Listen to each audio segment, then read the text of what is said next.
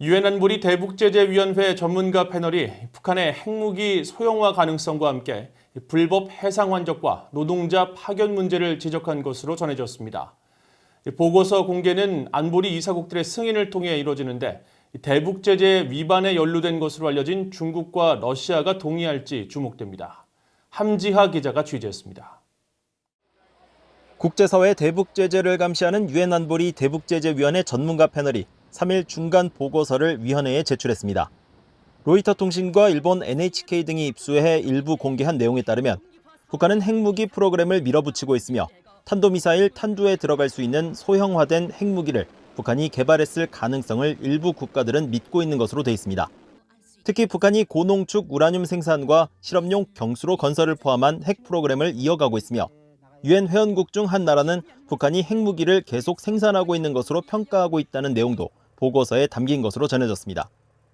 로이터 통신은 보고서가 북한의 풍계리 핵실험장 복원 가능성에도 주목했다고 전했습니다. 지난 2018년 북한이 폐기한 풍계리 핵실험장은 갱도 입구만이 붕괴된 것으로 알려졌으며 포괄적인 폐기가 이뤄졌다는 조짐은 없다는 겁니다. 또 북한은 3개월 정도면 핵실험에 필요한 시설을 다시 지을 수 있다는 내용도 보고서에 담겼습니다. 보고서는 북한의 불법 해상 거래와 북한에서 파견된 스포츠 선수와 의료진, 공장과 식당 건설 노동자들이 활동 중이란 내용도 포함된 것으로 알려졌습니다. 전문가들은 북한이 핵실험을 6차례 진행한 전례로 볼 때 핵무기 소형화는 불가능한 일이 아니라고 지적했습니다. It seems pretty likely that by the time they did their 6 nuclear tests 3 years ago, they had something miniaturized that they could put on ballistic missiles. 대북제재위원회 전문가 패널은 매년 2차례 북한의 제재 위반 활동을 담은 보고서를 작성해 위원회에 제출하고 있습니다. 이후 위원회는 안보리에 이 보고서를 제출해 공개 여부를 결정하는데 특정 국가가 반대하면 일반 공개가 무산될 수 있습니다.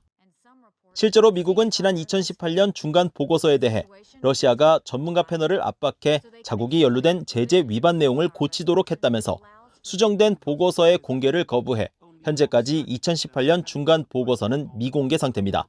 I've known the U.S. representatives to the panel, several of them, and it's always an uphill battle trying to convince China and Russia to agree to what the other nations all agree amongst themselves.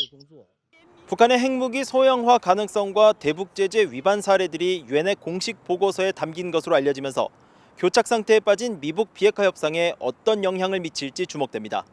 BOE 뉴스 함지아입니다.